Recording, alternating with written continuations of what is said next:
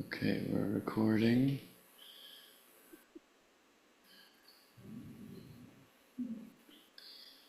Liana is bringing the message today, and this is a special request song from her, and this song is called We Are One, and it's from Lion King 2. The first Lion King was the first movie that I ever got to see in theaters, and my dad regretted taking me all the way home because I couldn't stop crying about the daddy lion dying. I don't remember what happens in the second one. Okay.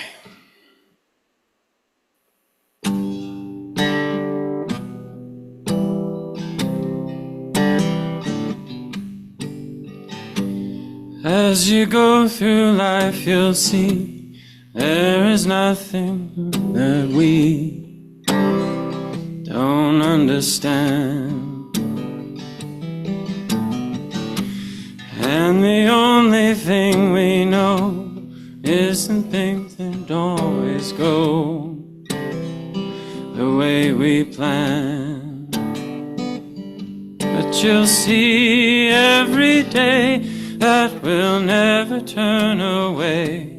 When it seems all your dreams come undone, we will stand by your side, filled with hope and filled with pride.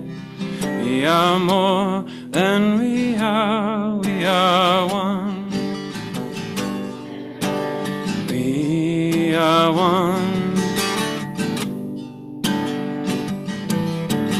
We are one.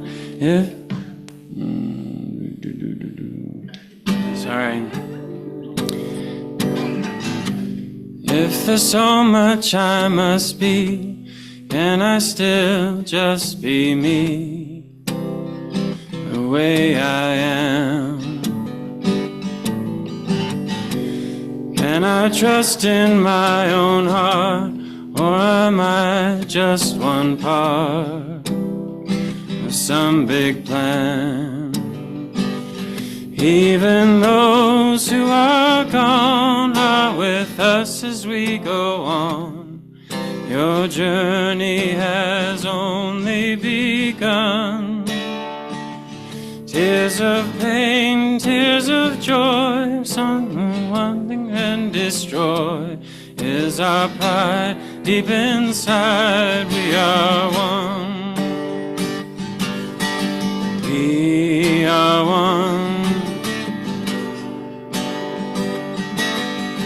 We are one.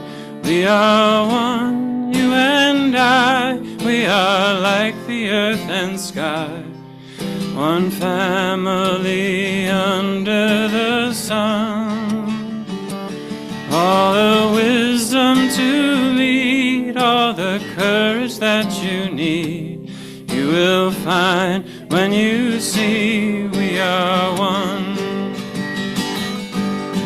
We are one. We are one.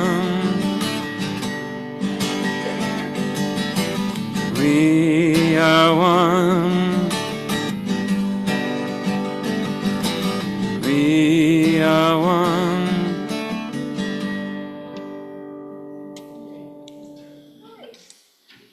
Something like that.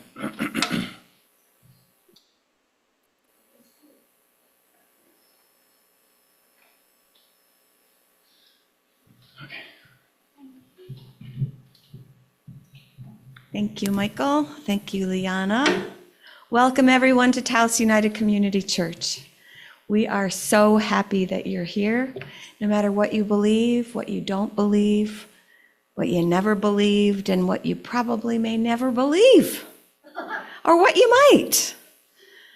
This house of prayer belongs to you, and we're so happy that you're here. Please, if this is your first time, I hope that you stay. After church, we have a little gathering of tea and crumpets and coffee and things, and you're welcome to join us so we can get to know you a little bit better. All right. I have a couple of announcements. One is does anybody remember Linda Alexander? Sid, you gave her a ride to church a while ago. Well, she is moving to Taos after all, and she should be here after the first of the month. And she let me know, and she wants everybody to know she's really excited about joining this church home when she gets here. So we'll give her a nice warm welcome when we see her next week or the week after. And the other announcement that I have is Steve always wants me to let you know when he's preaching, and next week he's preaching. So I told him I would if I remembered, and usually I don't remember. So does anybody have another announcement? Okay, Leonore, yes.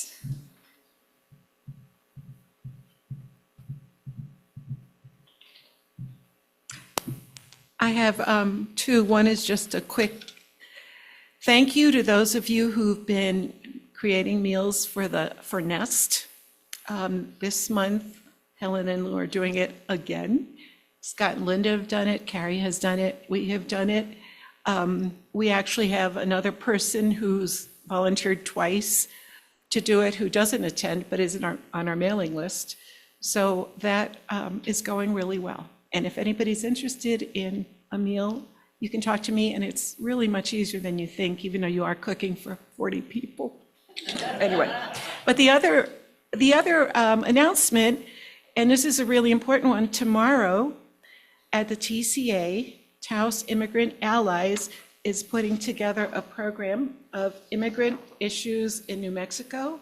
There are 3 short films each film is followed by a panel. I think the films are maybe 10 minutes each, and there's a panel, and B. Balsamo of Taos Immigrant Allies is on it, as well as 3 people from the New Mexico Immigration Law Center. So it'll be full of information. I think that's really important. So it's 6:30 to 8:30 at the TCA tomorrow. I saw another hand up. Helen. She did. Okay. Sid.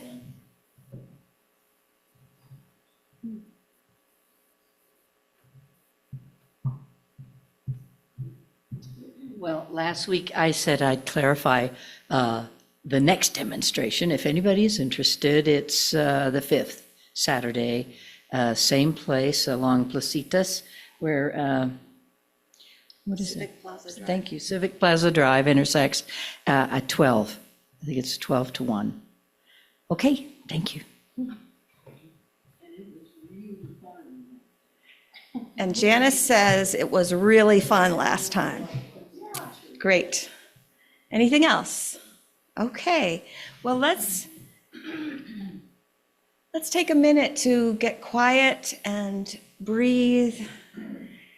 Get in a comfortable seat and close your eyes and drink in this wonderful church family that we all get to belong to and get strong in.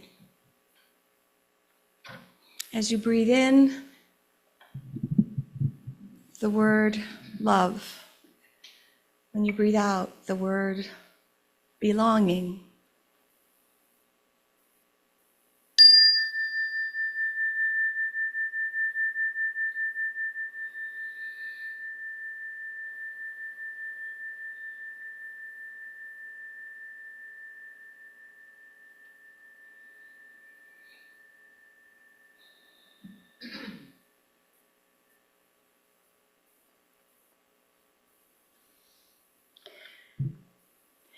Holy God, word shaper, you are not our accountant, but our lover.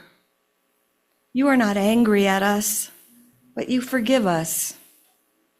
You are not our enemy, but the one who runs toward us with wide open arms, throwing steaks on the grill to celebrate our newness.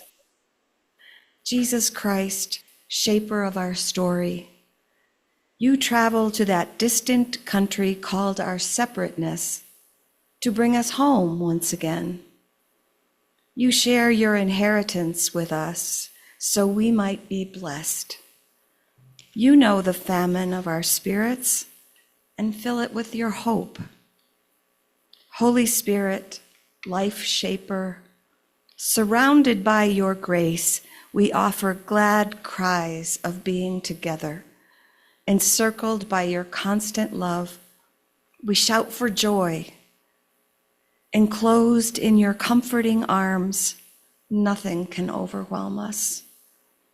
God in community, holy in one, from now on, we will remember our life in you.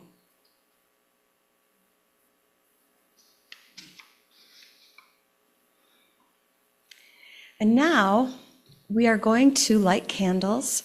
I invite you to come up and choose a candle. There are 2 packs of candles and there are 2 bowls, so 2 people can do it at the same time. And I'm going to light one of the candles. Each candle represents us and our prayer and our special intention for today.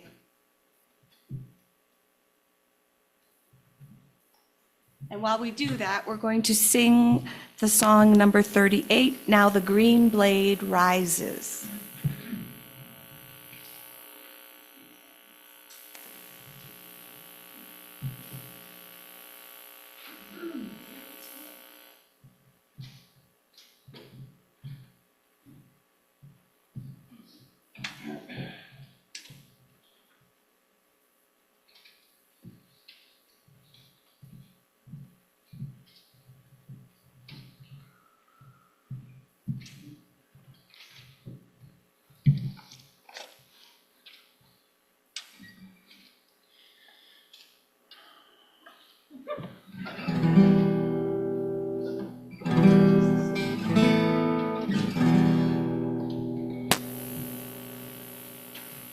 Doesn't need to be on me.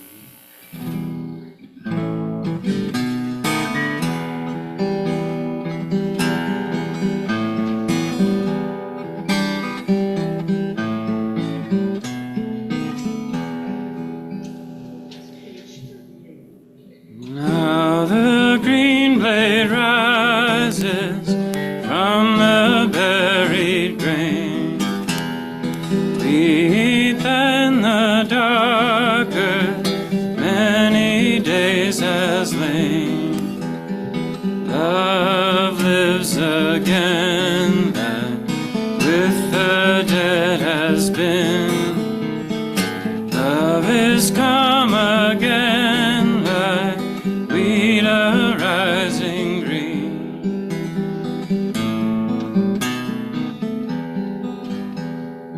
In the grave they lay there, love whom hate hath slain, thinking that their love would never wake again. Laid in the earth like grain that sleeps unseen, love is come again like wheat arising green.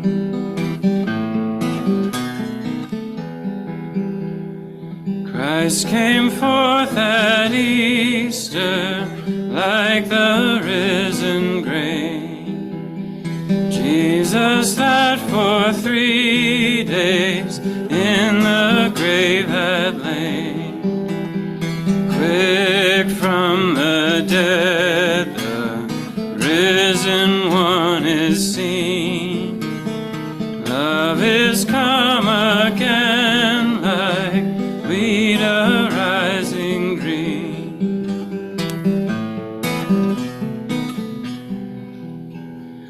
When our hearts are wintry, grieving or in pain, by your touch you call us back to life again. Fields of our hearts that dead and bare have been, love is come again like wheat arising green.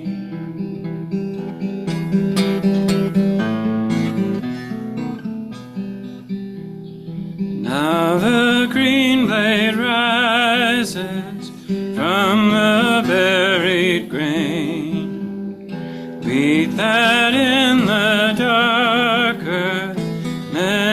3 days has lain. Love lives again, that with the dead has been. Love is come again, like wheat arising green.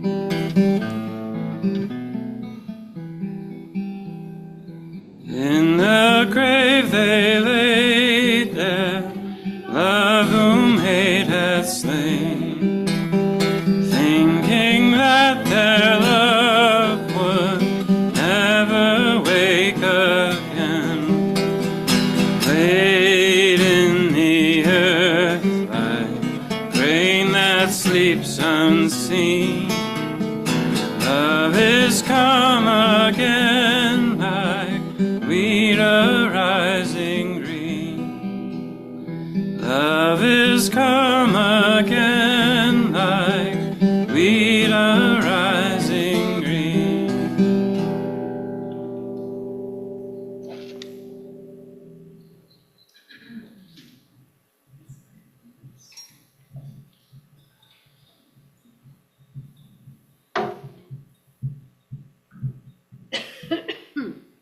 Good morning. Okay, this reading is Corinthians 2, chapter 5, 16 through 20. The mystery and ministry of reconciliation. So from now on, we do not look at anyone from a worldly viewpoint. Even if we once regarded the Messiah from a worldly viewpoint, we do so no longer. Therefore, if anyone is united with the Messiah, they are a new creation. The old has passed. Look, what has come is fresh and new. And it is all from God, who through the Messiah has reconciled us to God's self, and has given us the work of that reconciliation, which is that God in the Messiah was reconciling humankind to God's self, not counting their sins against them, and entrusting to us the message of reconciliation.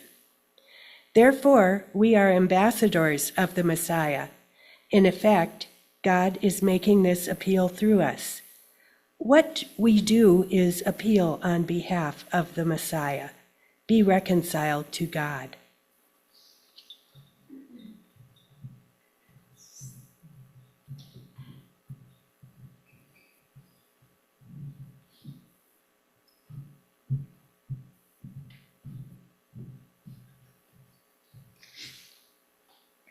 Good morning.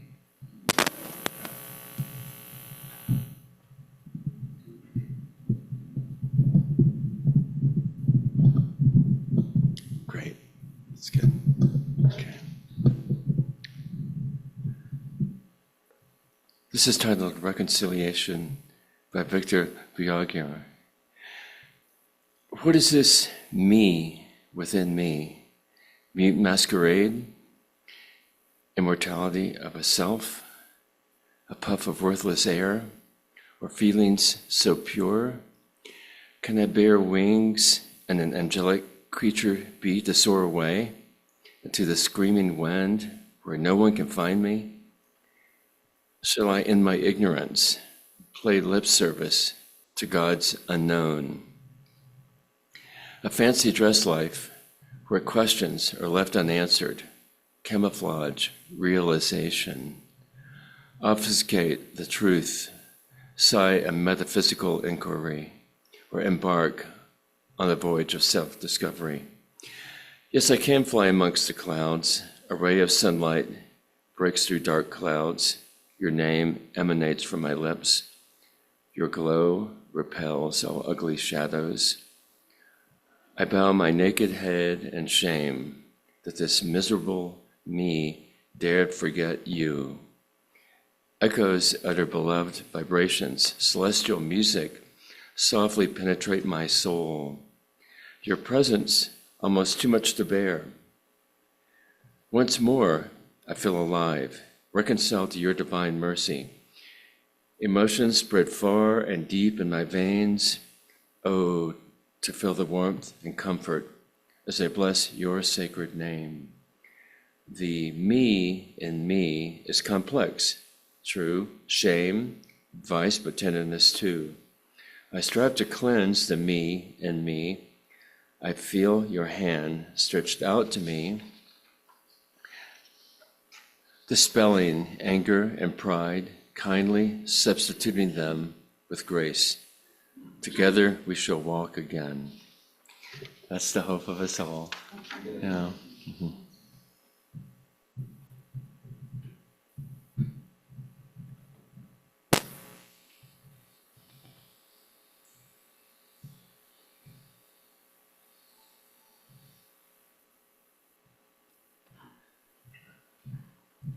Good morning, Taos UCC. I'm just absolutely honored to be with all of you beloveds. I cherish our times together when I can be with you. Today is a gift, a day that has never been and never will be again. I'm hoping you'll be willing to go on a cosmic journey of reconciliation with me. Perhaps you're familiar with the meme that shows a panorama purportedly of the universe with Earth at the center and an arrow pointing to the tiny Earth saying, "You are here." The feeling I get whenever I see that meme is awe and intimidation. Now to bring ourselves back into this time and space, most of the time, we are heads down, just getting on with daily life, completely oblivious to the vastness of creation within which we are touches. Such a tiny speck. See that 3 times really fast. Yet every once in a while, we are given an opportunity to connect to the greater. Maybe on a hike in spring, seeing vast fields of wildflowers and or waterfalls, maybe on a summer night looking skyward and catching our breath as a star shoots across the sky. One of the many things like that stops me dead in my tracks every single time is when I happen to glance skyward and catch a red tail or a crane flying overhead. Anytime I find myself experiencing such, I get feelings of awe and intimidation, but they're different. The first example makes me feel so tiny and insignificant, which in the big picture might actually be the case. The second makes me feel connected to all that is, every bit of it. Since we're in the Lenten season of acknowledging our cosmic origins in the form of dust, the second example lets me think of those origins in a more hopeful, expansive way than our tradition of saying, "You came from dirt, to dirt you will return." I like to think of the dust from which we came as being cosmic dust. Neil deGrasse Tyson talked on 60 Minutes about us being composed of stardust. Not only figuratively, but literally. If you haven't seen that segment, it's absolutely an inspiring use of your time on YouTube. Carl Sagan said it too, the cosmos is within us. We are made of star stuff. We are a way for the universe to know itself. What an incredibly expansive way to think of our supposed finitude. Now, tying today's readings into this might seem like a reach, so I'll try to connect things at least the way they're linked in my mind. Hopefully it can make some sense to you too. It is said that Paul's letter to the church in Corinth is about reconciliation. What is reconciliation? The word reconciliation comes from the Greek kata plus alasso, related to the term allos, or other. The kata prefix is often used to intensify the root word it is paired with, in this instance, alasso, or change, as in changing from one thing to another. Thus, we might translate katalasso as radical change. Radical change brings new perspectives. Our insight is renewed. We no longer see things the way we used to. We see a new truth. We see a new reality. Paul's letter in more conservative Christian traditions has been used to evangelize the people around them, especially the last line that we heard just a bit ago. Therefore, we are ambassadors of the Messiah. In effect, God is making this appeal through us.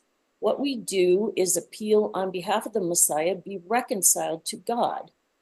This traditionally has been interpreted to mean that those who are saved then become tasked with saving everyone else. However, I believe that it's important to recognize there is something of an infinite God in each of us.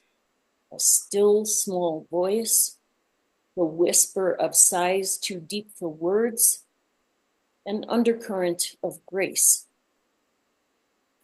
My take on evangelism is the same that is embraced by our United Church of Christ, that we live a life centered in love and service, and maybe by caring for those around us, others might want to follow our example. Nothing at all like waving Bibles at people, telling them they have to toe the line if they want to be saved too. In my view, be reconciled to God is a statement of irrefutable fact. By the fact of our descent from cosmic dust, and by the idea of our embracing a deity that is all expansive and all inclusive, when we sit in awe and recognition of all our interconnectedness with the rest of the elements of creation that are also stardust, we are already reconciled to God. Reconciliation is often understood to come from the Latin word for eyelashes. For us to be reconciled means to be so close we can feel each other's eyelashes on our skin. This is a powerful, intimate idea showing the strength of the relationships we are called to have with God and, according to Paul's letter, one another. For people of God, there is no such thing as collateral damage. We are all in this together. French philosopher Albert Camus summed up the second reading in one sentence.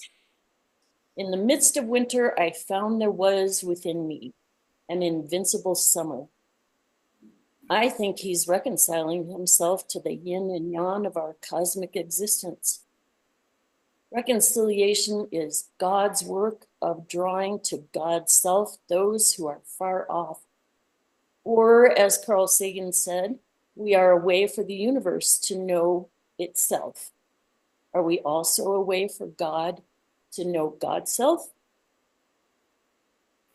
On the other hand, what might be the consequences to reconciliation of our selfish, self-centered, far off from God's selves? I like how Cameron Trimble talks about it. We are stripped to our literal essence before God. To get to the kernel, you have to break the shell. That's a lot of metaphors in one statement. I think that means that once you allow yourself to think of our descent from dust as a connection to the cosmos, everything changes. The opening line of today's reading from Paul's letter, so from now on, we do not look at anyone, I would add anything, from a worldly viewpoint. Robin Wall Kimmerer, in her book, The Serviceberry, talks about how we are changed by new insights. While the book is not really intended to address our cosmic relationships, woven throughout is the theme that we are all related, all made up of energy that we exchange with each other. She says that when we realize that we are kindred, we treat each other differently. Her opening description eloquently describes our kinship with all that surrounds us. The cool breath of evening slips off the wooded hills, displacing the heat of the day, and with it come the birds, as eager for the cool as I am. They arrive in a flock of calls that sound like laughter, and I have to laugh back with the same delight. They are all around me, cedar waxwings and catbirds and a flash of bluebird iridescence. I have never felt such a kinship. The closing lines of the second reading seem to me to sum it all up. Once more, I feel alive, reconciled to God's divine mercy. Emotions spread far and deep in my veins. Oh, to feel the warmth and comfort as I bless God's sacred name. The me in me is complex, true, shame, vice, but tenderness too. I strive to cleanse the me in me. I feel God's hand stretched out to me, dispelling anger and pride, kindly substituting them with grace. Amen and blessed be.